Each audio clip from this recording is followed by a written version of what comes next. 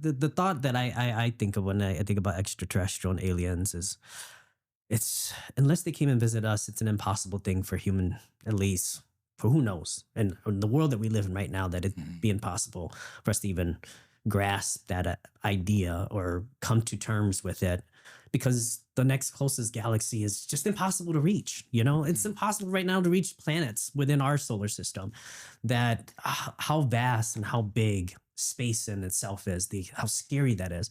That Earth is literally just this floating tiny spectacle of a rock in space. And the only reason we're here is because of this magical thing called gravity, that we're stuck on this little tiny planet among space where it's literally forever in every direction, you know, like every direction forever. And then even if we wanted to, like, let's just say we sent a space shuttle or their telescopes and all that kind of stuff way out there as far as humankind can see and stuff like that, we wouldn't even be even touching like the minuscule space of how far it's gone on. I've seen like science videos that breaks down how big our solar system into the Milky Way to how big everything is. And even then, I don't even know how we even came to that point of even understanding or knowing that, like how far out we can actually reach.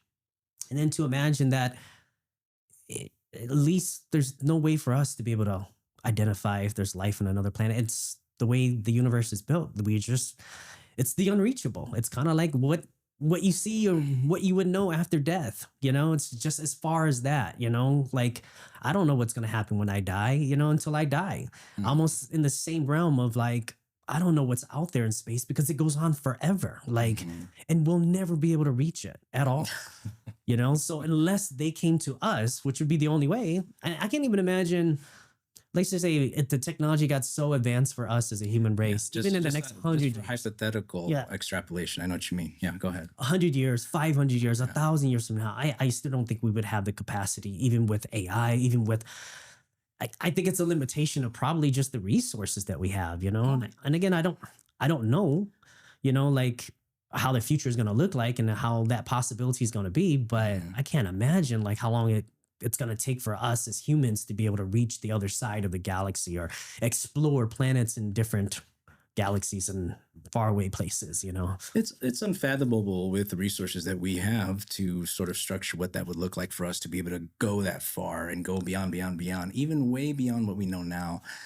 That's sort of unfathomable in its current, you know, in our current state. But if you were just to hypothetically extrapolate that we just happen to have the technology or whatever that would allow us the ability to advance ourselves in any aspect and go as further along as we could, as much as we wanted to, whatever technology. It's like the space warping times infinity, whatever. I mean, what do we expect to find too? And I bring that up because is it a boundary? Do we hit the edge of something? No. So then what does it look like in the fabric of our minds of what that could be? And you can also sort of take that same exercise and go inwards too. You know, you don't have to go out. And when you go down to the cell, to the atom, to the particles and everything and go infinitely that way. And if there's a technology, a hypothetical technology that could give us access to whatever that might be, what would we also find there? And I don't know. Do you know if there's a scientific understanding of that going inwards, like going as small as possible? If it's an infinite ability to continue in the same way that it goes as large as possible? Because I don't think there's a measurement to space. Isn't it like infinity where we can't confirm if there is an end to it all? No, there hasn't been any sort of confirm that there's a boundary on the outside, but even going inwards, there's a degree to where I think scientists have reached their end, but it's not because of that's the end. It's just their ability. Their ability, right? I think it's called a quark. Quark is the smallest identifiable categorized entity. When you go like, this is in the realm of, what is it, quantum physics or something? Yeah. What's also like sort of scary in terms of the unexplored space is even just right here on Earth, our oceans. Like the fact that there's so much in our oceans that it's unexplored.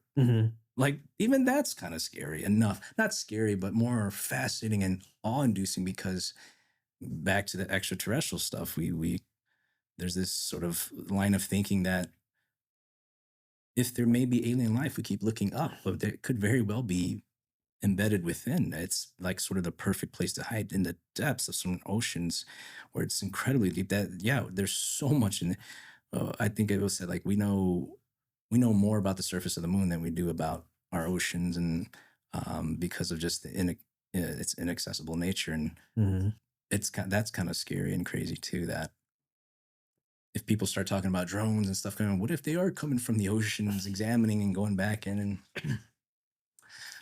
Y- when I think about the idea of infinitely going out there, I kind of think of it also in terms of like when you're in a video game and it's that open world thing, this Halloween theme of scary notions that's kind of been recurring for me is this notion of how small we are and that we keep looking around, there's nothing out there because that's the way it is, at least for now.